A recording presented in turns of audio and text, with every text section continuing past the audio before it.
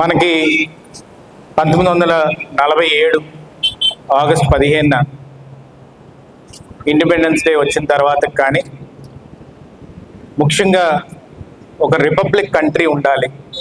India అనేది ఒక democratic system ఉండాలి.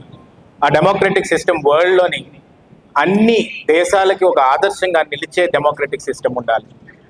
దానికోసం అని చాలామంది ఒక టీవీ దగ్గర చూశాను, ఒక డిబేట్లోని మన గ్లోబల్ సమ్మిట్ అయినప్పుడు ఎవరో అడుగుతున్నారు, డెమోక్రసీ కూడా కొన్నిసార్లు డేంజర్ ఉంటుందని చెప్పి కొన్ని దేశాలు మాట్లాడుతుంటే మన దేశం నుంచి వెళ్ళిన ఎక్స్టర్నల్ అఫైర్స్ మినిస్టర్ గారు మాత్రం చాలా గర్వంగా డెమోక్రసీ మాకు అన్నం పెడుతుంది, డెమోక్రసీ ఈరోజు ఫ్రీడమ్ ఉంటుంది, డెమోక్రసీ వల్ల మేము ఓటేస్తున్నాం, డెమోక్రసీ వల్ల ఈరోజు మా దేశంలో ప్రధానమంత్రిని కూడా బల్లగుద్ది నువ్వు ఈ తప్పు చేసేవో అని అడిగే హక్కుని మాకు కల్పించింది మా రాజ్యాంగం, అంత గట్టిది, అంత పటిష్టమైనది, అది మాకు రిపబ్లిక్ డే రోజు మాకు వచ్చిన వరం అని చెప్పి ఆయన మొన్న ఇంటర్వ్యూలో చెప్తుంటే చాలా సంతోషం వేసింది. ఎందుకంటే ఇలాంటి దేశంలో పుట్టడం మన అదృష్టం. ఎంత అదృష్టం అంటే ఈరోజు మన దేశంలో పక్క దేశాల్లో, అంటే మన పక్కన ఉన్న చైనా కానీ రష్యా తీసుకోండి, ఎక్కడన్నా కానీ వాళ్ళ ప్రధానమంత్రి మీద కానీ వాళ్ళ ప్రెసిడెంట్ మీద కానీ వాళ్ళ ఆఫీస్కి వెళ్ళి బల్లగుద్ది నువ్వు ఈ తప్పు చేసేవని అడిగే దమ్ము ఎవరికి ఉండదు. చైనాలో అసలు అడిగే దమ్ము ఉండదు.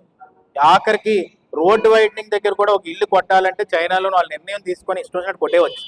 కానీ మన ఒక్క దేశంలోనే మనం కోర్టుకు వెళ్ళి న్యాయం తెచ్చుకోవచ్చు, ఎక్కడికి వెళ్ళినా న్యాయం తెచ్చుకోవచ్చు, మనం స్వేచ్ఛతోటి బతకొచ్చు, స్వేచ్ఛతోటి మాట్లాడచ్చు. అలాంటిది మన ప్రియాంబుల్. ఈరోజు రిపబ్లిక్ డే రోజు ప్రియాంబుల్ ఎందుకు గుర్తు చేసుకోవాలంటే, we the people of India having solemnly resolved to constitute India into మనకి జస్టిస్, లిబర్టీ, ఈక్వాలిటీ, ఫ్రెటర్నిటీ, ఈ 4 వర్డ్స్ మన ప్రియాంబుల్లో ఉంటాయన్నమాట. ఈ 4 వర్డ్స్ ఈ ప్రపంచంలో ఏ ఒక్క కాన్స్టిట్యూషన్లోని మనకు ఉండదు. అది మనకి ఇచ్చింది డాక్టర్ బిఆర్ అంబేద్కర్ గారు, రామ్జీ అంబేద్కర్ గారు. ఈరోజు ఆయన్ని నేను మనస్ఫూర్తిగా గుర్తు తెచ్చుకుంటున్నాను. ఎందుకంటే ఆయన ఒక రిలీజియన్కో ఒక కమ్యూనిటీకో సంబంధించిన వ్యక్తి కాదు, ఈ దేశం మట్టిలోని మన వరంలా పుట్టిన ఒక పండితుడు అని చెప్పి నేను ఈ సందర్భంగా నేను చెప్పదలుచుకున్నాను. ఎందుకు నేను పండిత్ అని అన్నానంటే, ఆ రోజుల్లో 1920లో 10లోని వెళ్ళి కొలంబియా యూనివర్సిటీలో చదవడం అనేది చిన్న విషయం కాదు, లండన్ స్కూల్ ఆఫ్ ఎకనామిక్స్లో చదవడం అనేది చిన్న విషయం కాదు. ఈ రోజు లండన్ స్కూల్ ఆఫ్ ఎకనామిక్స్ మీరు వెళ్తే అక్కడ ఆయన విగ్రహం ఉన్నదంటే పక్క దేశంలోని బ్రిటిషర్స్ కూడా ఆయన విగ్రహాన్ని పెట్టుకొని ఆయన థిసీస్ని చదువుకునే విధంగా ఈరోజు మాట్లాడుతున్నారంటే, అలాంటి కాన్స్టిట్యూషన్ని మనకిచ్చిన ఆర్టికులేట్ చేసిన అంబేద్కర్ గారిని ఈ సందర్భంగా మనస్ఫూర్తిగా గుర్తు తెచ్చుకోవాల్సిన అవసరం ఉందని చెప్పి ఈ సందర్భంగా సవినీయంగా మనం చేసుకుంటాను. మనకి జస్టిస్ అన్నప్పుడు ప్రతి ఒక్కరికి జస్టిస్ రావాలి. Nook and corner of this India ఎవరు మాట రేజ్ చేసినా కానీ అది తీసుకెళ్లి ఆ వాయిస్ ఎక్లాన్స్ అంటే టాప్ ఆఫీస్కి వినబడే విధంగా జస్టిస్ ఉండాలని చెప్పి జస్టిస్ గురించి చెప్పారు ఆయన. లిబర్టీ, ప్రతి ఒక్కరికి లిబర్టీ ఉండాలి, irrespective of caste, creed, religion, every one has to have Liberty అని చెప్పి తీసుకొచ్చిన వ్యక్తి ఆయన. ఈక్వాలిటీ, ప్రతి ఒక్కరు ఈక్వల్గా ఉండాలి. ఎందుకంటే ఆయన లండన్ నుంచి తిరిగి వచ్చినప్పుడు ఒక బులక్ కార్ట్ మీద ఎక్కి బరోడా మహారాజ్కి ఒక అగ్రిమెంట్ రాసి ఆయన దగ్గర పనిచేయాలని ఒక ఎంఓయూ రాసుకొని ఆయన అక్కడి నుంచి లండన్ వెళ్ళడం జరిగింది. 2 సైడ్లు థీసిస్ రాసిన తర్వాత మళ్ళీ తిరిగి వచ్చిన తర్వాత బులక్ కార్ట్ మీద ప్రయాణిస్తున్నప్పుడు ఆ బులక్ కార్ట్ డ్రైవ్ చేసిన వ్యక్తి కమ్యూనిటీ బేసిస్ మీద ఆ బులక్ కార్ట్ని పక్కన పెట్టేసి వెళ్ళిపోయాడు. అప్పుడు ఆయన ఆలోచించింది ఒకటే, ఈక్వాలిటీ అనేది ఎందుకు ఉండదు? నేను లండన్ స్కూల్ ఆఫ్ ఎకనామిక్స్లో చదివాను, కొలంబియా యూనివర్సిటీలో చదివాను, థీసిస్ రాశాను, అక్కడ నాకు ఇచ్చిన గౌరవం కనీసం ఈ దేశంలో ఎందుకు ఇవ్వట్లేదని చెప్పి ఆయన చిన్న వయసులోనే నో ప్యూన్ నో వాటర్ అని చెప్పి ఒక యాజిటేషన్తో మొదలుపెట్టిన వ్యక్తి ఈరోజు మనకి ఆయన బాధల్ని, ఆయన పడిన బాధని అన్నీ తీసుకొచ్చి ప్రతి ఒక్కడికి ఉండాలని రాజ్యాంగం రాసిన మహోత్తరమైన మనిషి డాక్టర్ బిఆర్ అంబేద్కర్ గారు అని చెప్పి ఈ సందర్భంగా చెప్పదలుచుకున్నాను. నేను చాలా ఇన్స్పిరేషన్గా ఫీల్ అవుతాను ఆయన స్టోరీ విన్నప్పుడు. కానీ ఎందుకంటే ఆయన వైఫ్ కూడా త్యాగం చేసింది, ఆయన వైఫ్ కూడా ఎన్నో కష్టాలు పడి త్యాగం చేసి చనిపోయింది. లాస్ట్గా ఆమె కోరిక కూడా తీర్చలేకుండా చచ్చిపోయింది. అలాంటి వ్యక్తిని నేను పూణేలో చదివాను, మాస్టర్స్ ఇన్ అడ్మినిస్ట్రేషన్ చదివినప్పుడు ఆ వైఫ్ విగ్రహాన్ని చూడడానికి వెళ్ళాను. అక్కడ ఆమెని దేవతలా పూజిస్తారు మొత్తం పూణే అంతా కూడా. నేను ఇవన్నీ చూసిన తర్వాత నాకు అనిపించింది, ఒక మనిషి త్యాగం చేసిన తర్వాత, ఒక మనిషి ఒక హెడ్ ఆఫ్ టైం ఆలోచించిన తర్వాత ఒక బీబీసీ ఇంటర్వ్యూలో అంబేద్కర్ గారు మాట్లాడుతూ నేను విన్నాను.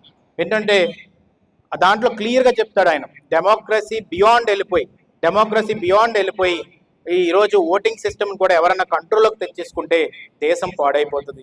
మన దేశం చాలా ఎమోషనల్ దేశం. ఎంత ఎమోషనల్ దేశం అంటే ఒక మనిషిని దేవుణ్ణి కూడా చేసేస్తారు. కాబట్టి దయచేసి మీరందరూ కూడా డెమోక్రటిక్ ఉండాలి. లీడర్షిప్ని ఒకే ఒక లీడర్షిప్ కాకపోయినా కొంచెం అపోజిషను ఎటువంటి ఆ డిబేట్ ఉండాలి. ఆ విధంగా ముందుకు వెళ్ళాలని చెప్పి చెప్పడం జరిగింది. ఈరోజు నరేంద్ర మోడీ గారు కానీ, నారా చంద్రబాబు నాయుడు గారు కానీ, పవన్ కళ్యాణ్ గారు కానీ అందరూ కూడా ఈరోజు ఆ రాజ్యాంగాన్ని బేస్ చేసుకున్న ఆ రాజ్యాంగాన్ని నమ్మి ఈరోజు రాజ్యాన్ని ముందుకు తీసుకెళ్తున్నారు. అందుకని ఇంత స్వేచ్ఛగా మనం అందరం ఉన్నాం. నర్సీపట్నంలో కూడా మ్యాక్సిమం మీ అందరం ప్రయత్నిస్తుంది ఒకటే, ఏంటంటే స్వేచ్ఛగా ఉండడానికి. ఎందుకంటే లాస్ట్ కొన్ని సందర్భాల్లో కొన్ని స్వేచ్ఛని హరించడం జరిగింది. దాన్ని మళ్ళీ కనీసం మాకు బ్రీతింగ్ పాయింట్, కనీసం వాయిస్ రేస్ చేసే అవకాశం ఉంటే చాలని చెప్పి ఆలోచించి ఈరోజు ఈ గవర్నమెంట్ని తీసుకొచ్చారు. ఈ గవర్నమెంట్లోని ఈ ఎకో సిస్టమ్ కానీ, ఆ బ్రీతింగ్ స్పేస్ కానీ చాలా బాగుందని చెప్పి ఈ సందర్భంగా మీ అందరికీ సవినీయంగా మనం చేసుకుంటాను. ఒక ఈ సందర్భానికి గుర్తు చేస్తుంది ఏంటంటే, నారా లోకేష్ గారు యోగలం చేసినప్పుడు కూడా ఇదే కాన్స్టిట్యూషన్ పట్టుకొని నడిచాడు. ఎక్కడ చూపెట్టినా పోలీస్ అడ్డేసినా ఎక్కడేసినా కానీ ఈ కాన్స్టిట్యూషన్ చూపెట్టే మాట్లాడాడు. నా మీద కూడా ఎన్నో సిఐడి కేసులు వేసినప్పుడు కూడా సిఐడి ఆఫీస్కి నేను కాన్స్టిట్యూషన్ ఆర్టికల్స్ పట్టుకుని వెళ్ళాను. అంటే మన కష్టం వచ్చినప్పుడు అంబేద్కర్ గారు రాసిన రాజ్యాంగం విలువ ఏంటో తెలుస్తుంది. కాబట్టి నేను అందరినీ, పిల్లల్ని కానీ ఇక్కడ వచ్చిన వాళ్ళు ప్రతి ఒక్కరిని కోరుకుంటుంది ఏంటంటే, మన జీవితంలో ఎప్పుడూ కాన్స్టిట్యూషన్ చదవం, నేను ప్రియాంబుల్ అయినా కనీసం చదవండి అని చెప్పి ఈ సందర్భంగా మీ అందరినీ కోరుతున్నాను. ఆ ప్రియాంబుల్లోనే మొత్తం కాన్స్టిట్యూషన్కి సంబంధించిన ఆర్టికులేట్ అంతా ఉంటుంది. ఆయనకి ఆరోగ్యం బాగోపోయినా కూడా లాస్ట్ మినిట్లోని ఆ కాన్స్టిట్యూషన్ అప్పచెప్పి ఆయన చనిపోయాడు తప్ప ఆ మాట మీద నిలబడి చనిపోయాడు. అలాంటి వ్యక్తి మనం అందరం కూడా ఈరోజు రిపబ్లిక్ డే రోజు మన ఇండియాని రిపబ్లిక్ చేయడమే ఒక ఎత్తు అయితే, అలాంటి కాన్స్టిట్యూషన్ మనకు అందించడం ఒక ఎత్తు అయితే. ఎవరన్నా బుక్ రాయొచ్చు కదా, కొంతమంది వాదిస్తుంటారు. నేను ఒకటే చెప్తాను, ఆ డిబేట్లో పాయింట్ ఏంటంటే, పాకిస్తాన్కి 3 సార్లు కాన్స్టిట్యూషన్ మార్చవలసి వచ్చింది. 3 సార్లు కాన్స్టిట్యూషన్ మార్చడం వల్ల, ఎందుకు 3 సార్లు కాన్స్టిట్యూషన్ మార్చవలసి వచ్చిందంటే ఇది పిల్లలకు తెలియాలి. ఎందుకంటే ఫస్ట్ బంగ్లాదేశ్ ఈస్ట్ పాకిస్తాన్ కింద కలిసి ఉండేది. అప్పుడు రెండిట్లకి సరిపోయే విధంగా బాంగ్లా లాంగ్వేజ్ ఉండాలి, ఉర్దూ లాంగ్వేజ్ ఉండాలని చెప్పి ఒక కాన్స్టిట్యూషన్ తయారు చేశారు. దాన్ని 3-4 ఏళ్ళ తర్వాత మళ్ళీ ఆ కాన్స్టిట్యూషన్ తీసేయడం జరిగింది. మళ్ళీ ఇంకో కాన్స్టిట్యూషన్ పెట్టారు, అది తీసేయడం జరిగింది. 3వసారి కాన్స్టిట్యూషన్ పెట్టడం జరిగింది. అంటే 1947లో మనకి స్వతంత్రం వచ్చింది, వాళ్ళకి స్వతంత్రం వచ్చింది. కానీ వాళ్ళు 3 సార్లు ఎప్పుడైతే కాన్స్టిట్యూషన్ మార్చారో ఆ దేశం మొత్తం ఈరోజు అతలాకుతలం అయిపోయి ఆర్మీ జనరల్లే ఆ దేశాన్ని శాసించే విధంగా తయారయ్యాడు. ఒకరోజు ప్రైమ్ మినిస్టర్ని కూడా దించేసి ఆ దేశ ప్రధాని ఆర్మీ జనరల్ అయిపోయాడంటే అక్కడ కాన్స్టిట్యూషన్ సరిగ్గా లేక. దాని విలువ మనకు ఎందుకు అర్థం అవ్వాలని ఈ మాట చెప్పానంటే, ఆ దేశంలాగా మన ఎకానమీ పడిపోయి డిటీరియేట్ అయిపోయి అమెరికా కాళ్ళు పట్టుకొని కాళ్ళు నాకే విధంగా మనం తయారవ్వలేదు. మనం గౌరవంగా మనం తలెత్తి రొమ్ము విరిచి ఈరోజు మన భారతదేశంలో పుట్టినందుకు గర్వంగా ఫీల్ అవ్వాలని చెప్పి ఈరోజు అలాంటి రాజ్యాంగాన్ని రాసిన అంబేద్కర్ గారిని గుర్తు తెచ్చుకుంటూ, అలాగే అల్లూరి సీతారామరాజు గారు మన ప్రాంతానికి ఒక మణి లాంటి వాడు. ఎందుకంటే ప్రతి ఒక్కరు కూడా ఆలోచించవలసింది, ఆయన పోరాడింది 1.5 year, కానీ ఇంపాక్ట్ చూస్తే వందల సంవత్సరాలు మనం ఆయన గురించి చెప్పుకునే విధంగా మనం తయారయ్యాం. అందుకే అలాంటి వ్యక్తిని మనం ఎప్పుడు కూడా మర్చిపోకూడదు. మొన్న ఎవరో వస్తే వాళ్ళకి నేను RRR సినిమాల్లోని ఈ పాత్ర ఉంది కదా అని చెప్తే కానీ గుర్తుపట్టలే, అంత ఇదిగా ఇదే. కానీ వీళ్ళు ప్రాంతీయ నాయకులు కాదు, వీళ్ళు జాతీయ నాయకులు, ప్రపంచం మొత్తం కూడా ఇన్స్పిరేషన్ తీసుకోవాల్సిన నాయకులు. కాబట్టి దయచేసి మీ అందరినీ కోరుతుంది ఏంటంటే, మనం కొన్నిసార్లు స్కూల్లో కూడా మన క్లాస్ రూమ్స్ పేర్లు కూడా భగత్ సింగ్ అని, చంద్రశేఖర్ ఆజాద్ అని, అలాగే వాళ్ళ పేర్లు ఎవరైతే మన దేశం కోసం త్యాగం చేశారో వాళ్ళ పేర్లు అని చెప్పాలి. ఇవాళ నేను ఇంకో వ్యక్తి గురించి ఒకసారి గుర్తు చేయవలసిన అవసరం ఏంటంటే, వీర్ సవార్కర్ గారు. వీర్ సవార్కర్ గారి గురించి నేను ఎందుకు చెప్తున్నానంటే, చాలా మంది అంటారు ఈ హిందుత్వ గురించి మాట్లాడతారు, వీళ్ళు మాట్లాడతారని చెప్పి. హిందుత్వ ఇది హిందుస్థాన్. కాబట్టి వీర్ సవార్కర్ గారి గురించి నేను చెప్తుంది ఏంటంటే, ఆయన అఖండ భారత్ గురించి కలగలిగిన వ్యక్తి. అఖండ భారత్ గురించి కలగని ఆఖరికి అండమాన్ జైల్లోని సుమారు 20 ఏళ్ళు పైన అక్కడ ఆ జైల్లో మగ్గిపోయి ప్రాణత్యాగం చేసిన వ్యక్తి.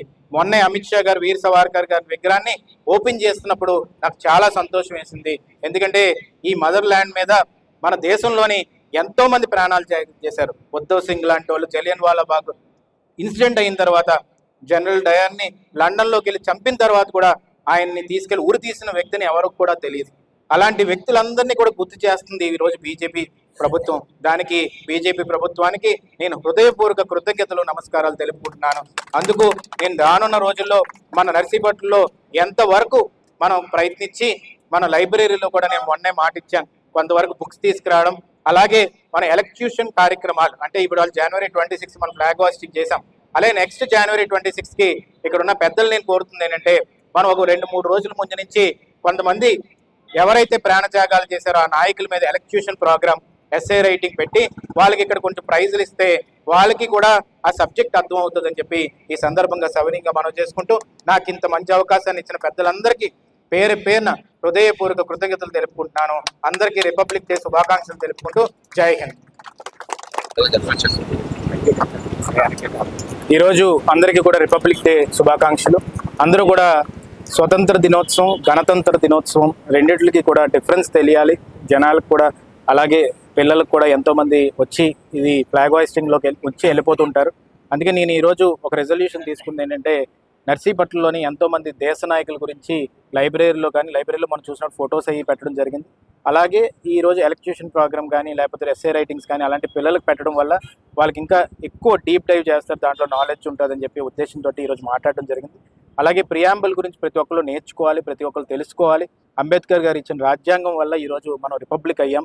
మనకి ఇండిపెండెన్స్ డే వచ్చినా కానీ, ఇండిపెండెన్స్ అయినా కానీ 1947లో మనకి 3 ఏళ్ళ తర్వాత మనకి ముఖ్యంగా ఈ రిపబ్లిక్ చేయడానికి కారణం ఏంటంటే రిపబ్లిక్ అనే వర్డ్ లాటిన్ వర్డ్, ఆ లాటిన్ వర్డ్ నుంచి డిరైవ్ చేసి రిపబ్లిక్ అని ఈరోజు ఆ రిపబ్లిక్ డే ఎప్పుడైతే అనౌన్స్ చేస్తారో ఆ రోజు కంప్లీట్ డెమోక్రటిక్ సిస్టమ్ని మనం ప్లాట్ఫామ్ని ఈ ఇండియాకి అందించిన వాళ్ళు అయ్యారు మన దేశ నాయకులందరూ కలిసి. కాబట్టి ఈరోజు ఆ ప్రాణత్యాగాలు చేసిన వాళ్ళందరినీ కూడా స్మరించుకొని రేపు రానున్న రోజుల్లో కూడా భవిష్యత్తు ఈ జన్జీ జనరేషన్ అంటున్నారు, వాళ్ళు ఇంకా చాలా కమిట్మెంట్తో ఫర్మిడబుల్గా ఉన్నారు.